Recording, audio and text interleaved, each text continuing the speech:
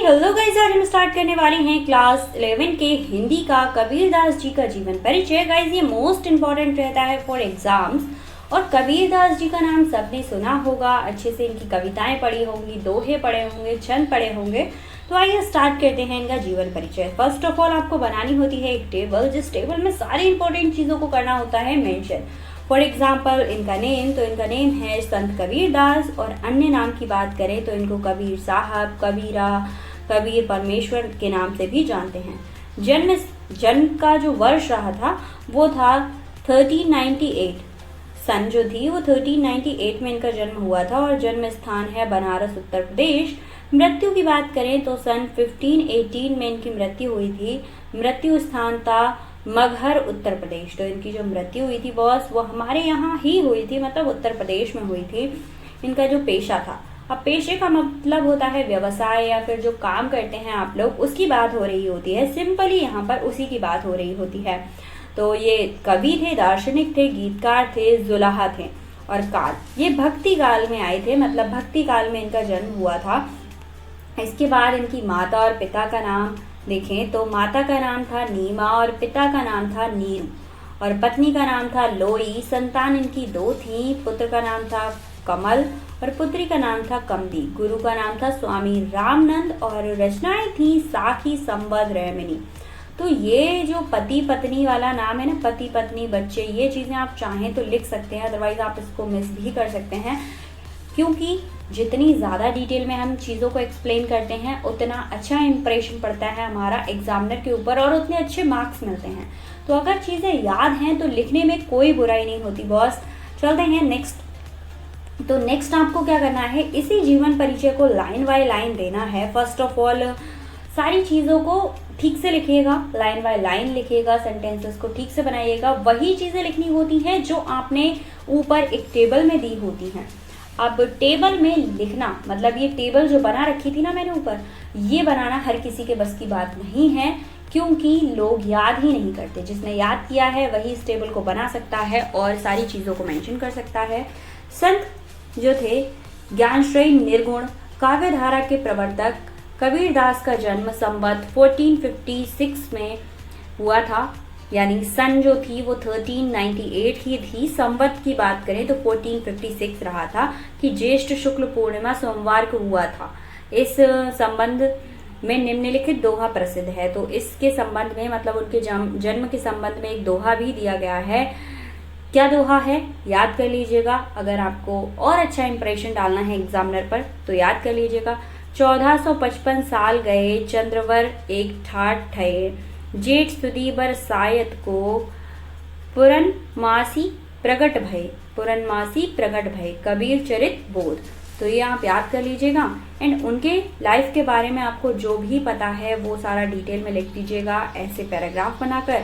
फिलहाल वो एक हिंदू परिवार से बिलोंग करते थे। उनकी जो माँ थी वो एक विधवा ब्राह्मणी थी और लोग जो समाज का डर होता है ना, उसकी वजह से उनकी जो हालत थी वो बहुत ज़्यादा अच्छी नहीं थी।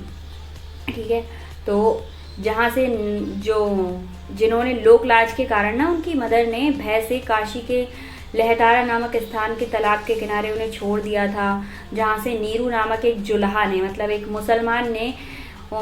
मुसलमान कपल थे, उन्होंने इनको ले लिया था और इनकी परवरिश की थी। ठीक है, ये हो गया इनका जीवन परिचय। पूरा डिटेल में लिख दीजिएगा, अगर आपको पता है तो ठीक है, अदरवाइज यहाँ से आप स्क्रीनशॉट ले लीजिए, याद कर लीजिए, जैसे कर सकते हो वैसे कर लो यार। उसके बाद आ जाओ फटाफट से कबीरदास जी की जो साहित्य में सेवाएं रही थी। साहित्य का मतलब जो होता है कि हिंदी साहित्य में उनका क्या क्या योगदान रहा था, क्या क्या पुरस्कार मिले थे। तो गाइस, कबीर पढ़े लिखे नहीं थे।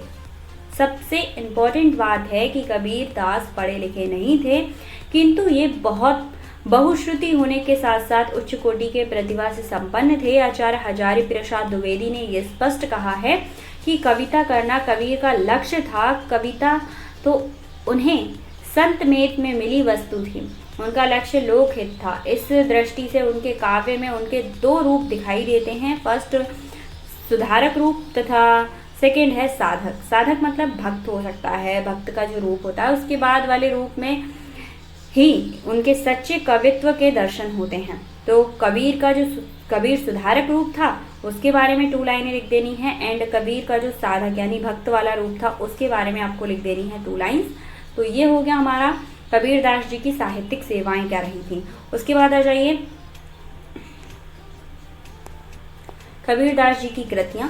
तो कबीरदास जी की जो कृतियां थी, कबीर लिखना पढ़ना नहीं जानते थे, यह बात उन्होंने स्वयं कही थी।